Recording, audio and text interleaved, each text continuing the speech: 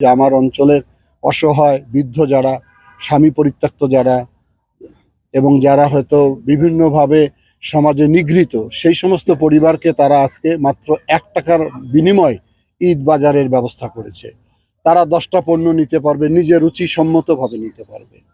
আমি মনে করি এই প্রচেষ্টাটা বিদ্যানন্দ ফাউন্ডেশন যে নিয়েছে, এটা একটা অত্যন্ত মানবিক কর্মসূচি তাদের। এই জন্য আমি তাদের প্রতি কৃতজ্ঞতা জানাই, ধন্যবাদ জানাই।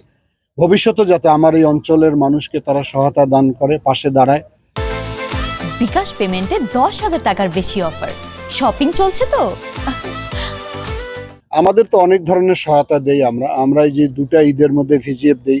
ঈদ উল ফিতরে এখন চলমান, সামনে কোরবানি ঈদের সামনে দিব। মানুষ যখন ক্ষতিগ্রস্ত হয় তাদেরকে আমরা জিআর দেই, জিআর ক্যাশ দেই, ঘর পুড়ে গেলে টিন দেই, টাকা দেই, অসুস্থ মানুষকে সহায়তা দেই। আমি নতুন করে কিছু পরিকল্পনার কথা ইতিমধ্যে বলেছি যে বাড়িতে আগুন লাগলে মানুষের যেমন ক্ষতি হয়, আমাদের পশু যেগুলো, আমাদের গরু ছাগল, এগুলো অনেক সময় ক্ষতিগ্রস্ত হয়ে মরে যায়, তাদের জন্য ওই ব্যবস্থাটা আমরা করতে পারি। এ ধরনের অনেক প্রকল্প আমাদের রয়েছে। আমরা একটু পরে খাল কাটবো, সেই খালের মাধ্যমে এই এলাকার মানুষের ভিতরে যাতে কৃষি কাজটাকে আমরা সহায়তা দান করতে পারি। বর্ষাকালে পানি ধরে রাখবো, শুকনো মৌসুমে পানি ব্যবহার করে কৃষকরা যাতে সুবিধা গ্রহণ করতে পারে।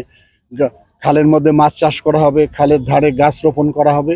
এতে করে গ্রামীণ জনপদের মানুষের ভিতরে যে দীর্ঘদিন একটা হাহাকার ছিল, কাজ ছিল না, কাজ পায়নি, তারও কাজের ব্যবস্থা হচ্ছে।